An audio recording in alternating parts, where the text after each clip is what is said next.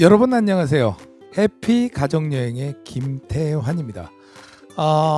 그동안 맨 마지막이 제가 올려드린 게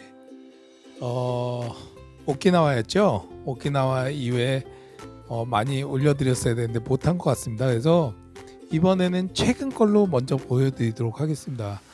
작년 여름에 갔다 왔었는데요. 7박 8일간 갔다 온 여행입니다. 그래서 7박 8일간 갔다 왔던 2019년 해피 가족여행.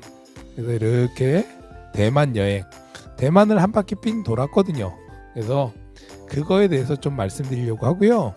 이 해피 가족여행의 첫 번째 편은 여행기도 재밌지만 거기에서 좀 겪게 되는 좀 문제점이나 알아두어야 할 일, 그게 좀 더 그래도 도움이 되실 것 같더라고요. 그래서 그거에 대해서 말씀드리도록 하겠습니다. 자, 첫 번째는요, 그리스 편도 말씀드렸었는데 가장 첫 번째는 현금 사용이 많다입니다.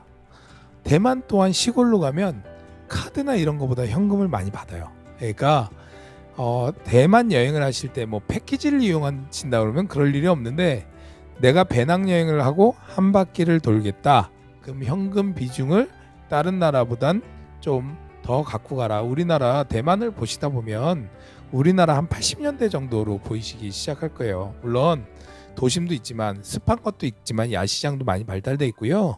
이렇게 보면은 저희가 보기에 80년대 중후반 정도로 보이거든요, 저는. 근데 어쨌든 경제적인 건 아니고요. 그 가구들이, 소비자들이 그 정도로 이렇게 하기 때문에 현금 받고 뭐 이런 거를 갖다가 많이 하는 것 같습니다. 그래서 현금 비중을 첫 번째 좀 더 다른 데보다 한 130% 정도 더 갖고 가시길 바라겠습니다. 물론 큰 데는 다 카드가 됩니다. 두 번째, 렌트카입니다. 다른 나라들은 보통 유럽이나 이런 데는 렌트카가 바로바로 되죠. 근데 대만은 1년 이상 거주해야지 렌트카를 빌려서 운전을 할 수가 있습니다. 렌트카를 빌리는 데까지는 자유이나 운전은 불법이기 때문에 1년 이상 거주하지 않는 단기 배낭여행자는 렌트카 운전이 안 된다는 걸 꼭 알아두셨으면 합니다. 세 번째, 101층 타워입니다. 대만은 101층 타워가 봐야 되죠. 101층 타워가요, 제가 그 전에 사실은 대만이 이번에 두 번째거든요. 근데 그 전에는 일이 있어서 갔다가 잠깐 패키지를 갔었고요. 이번에는 가족들하고 대만을 한 바퀴 삥 돌았습니다. 근데 그때 101층 타워를 돈 아까워서 안 가긴 했는데, 101층 타워가 얼마를 달라고 했었냐면 50불 달라고 했었거든요. 50불 달라고 했는데 저희가 여기에서 4인 가족이 뭐 KK데이지나 뭐 트래블 몽키인가 거기하고 뭐 여러 군데 찾아보면 4인 가족해서 한 7만원 조금 넘, 7만 2천원 7만원 그 정도 줬었던 것 같아요. 그래서 어찌 보면 6만 몇천인가 하여튼 7만 정도라고 생각을 하고, 그럼 50불 하면 6만원이잖아요. 거의 한 명만 옵션에도 다 타는 겁니다. 그래서 미리 예매하시는 게 할인율도 좋고, 그 다음에 101층 타워는 101층 타워를 올라가서 일몰, 해가 지는 모습이 보는 게 아름답습니다. 그래서 약간 들어갔을 때 일몰 시간을 저는 보고요, 그거보다 3-40분 먼저 올라가서 주변을 둘러보고 3-40분 기다렸다가 일몰이 지는 거를 보고 그 다음에 다 끝나서 껌껌해진 다음에 돌아보고 내려왔었던 기억이 있거든요. 그래서 101층 타워는 예약할 때 일몰 시간을 확인하고 그 전에 뭐 30분이든 1시간 전에 들어가는 걸 추천드립니다. 그리고 사전 예매하면 되실 것 같고요. 들어가는 시간은 정해져 있어도 내려오는 시간은 정해져 있지 않습니다. 네 번째, 고속철입니다. 대만은 고속철이 어디까지 되어 있냐면 타이페이부터 쭈잉역까지, 쭈잉역이 가오슝입니다. 가오슝까지 고속철이 되어 있는데요.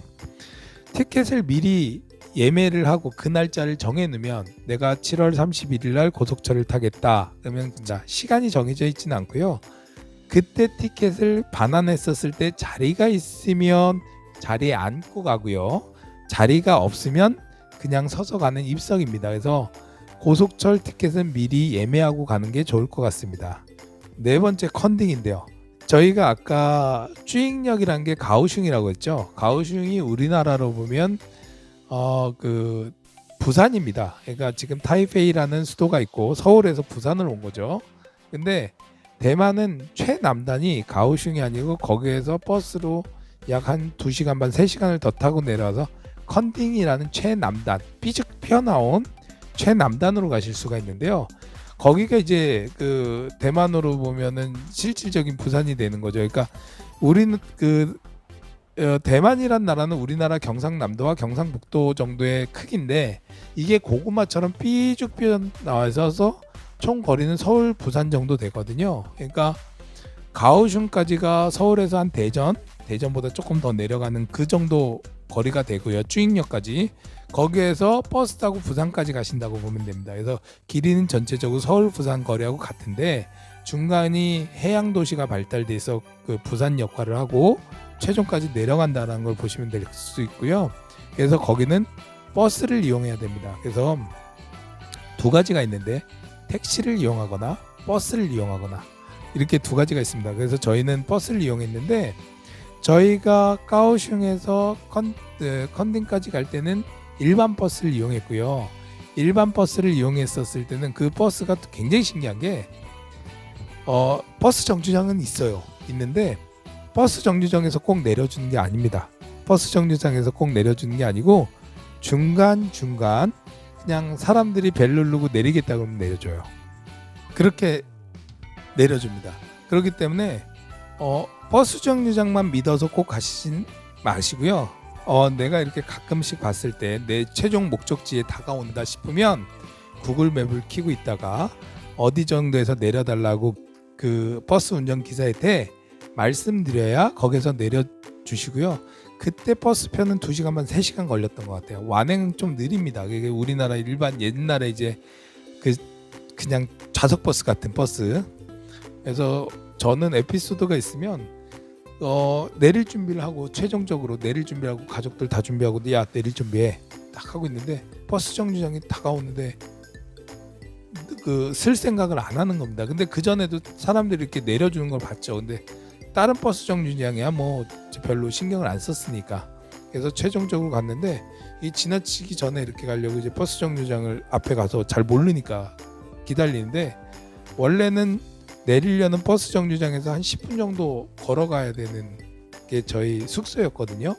호텔이었는데 근데 버스 정류장을 지나간 걸로 나오는데 안 내려줘서 제가 스탑하고 물어봤습니다. 제가 여기서 이런 호텔에서 가려고 여기 정류장에서 내려야 되는데 언제 세워주십니까? 라고 물어봤더니 그 기사가 갑자기 버스를 딱 세우더니 그걸 보더니 여기야 여기 길 건너가면 그 호텔이야. 그래서 저희는 진짜 걷지 않고 구글에선 10분 이상 걸어가는 걸로 나왔거든요. 걷지 않고 바로 길을 건너서 호텔로 가기는 했는데 굉장히 황당한 거죠. 만약에 뭐 물론 종점이 멀진 않았겠으나 그 다음에 버스가 잡힐지도 모르는 거고 그거 아니었었으면 뭐 얘기 안 했으면 종점까지 갈 수도 있는 그런 상황이니까 그런 거 조금 완행버스를 탈 때는 좀 우리 좌석버스 같은 거 탈 때는 꼭 버스 정류장만 인식하시지 마시고 꼭 미리 얘기를 해서 내린다는 거 그것도 하나 중요한 팁이 될 것 같습니다. 예, 여러분 한 번에 배낭여행 팁을 다 말씀드리려고 했는데요. 다 찍고 나 보니까 한 20분 정도 돼서 절반 나누는 걸로 하겠습니다. 그 대신 바로바로 올려드리도록 하겠습니다. 예, 그래서 배낭여행 팁 1편 오늘 거기까지 하기로 하고요. 다음 시간에 바로 이어서 2편을 다시 들어가도록 하겠습니다. 여러분 안녕히 계세요.